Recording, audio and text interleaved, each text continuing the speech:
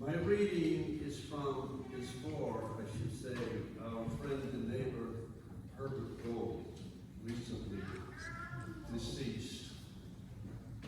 Herb was a sweet soul and an enlightened spirit. In his provocative and altogether extraordinary meditation, the Profundis, Oscar Wilde poses the following.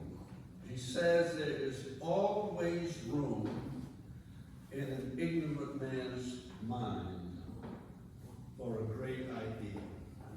Always room for a great idea. And Howard Thurman digests this notion and responds thusly. Howard Thurman says, it is at the profoundest, it is of the profoundest significance to me that the Christmas story is recorded in the Gospel of Luke, reveals that the news of the birth of Jesus came first to simple shepherds as they went about their appointed tasks. And he says that after theology has done its work,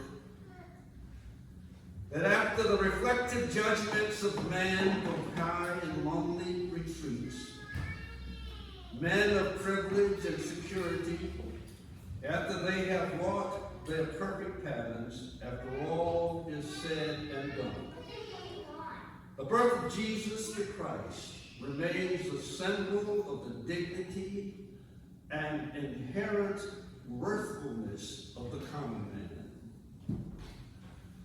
Stripped bare of art forms and of liturgy, the literal substance of the story adheres. Jesus, the Christ child, was born in a stable. He was born of humble parentage. He was born in surroundings that are the common lot of those who earn their living by the sweat of their brows. Nothing can deny the common man this singular heritage.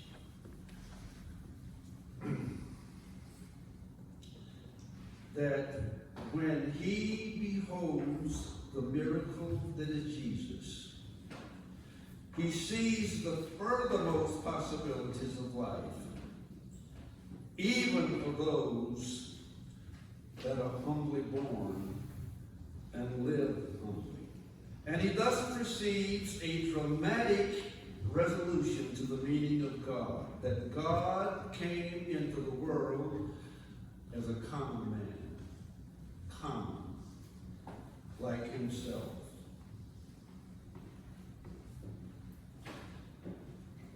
If the theme of the angels' song is to find fulfillment in the world as we know it, it will be because the common man became aware of his true worthfulness through Jesus, and thus began to assert his generic prerogative as a genuine child of God.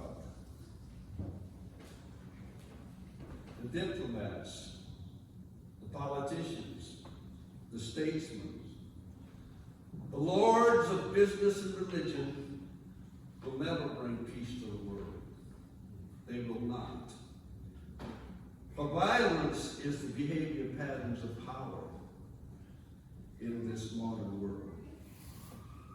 And violence has its own etiquette and ritual, its own morality.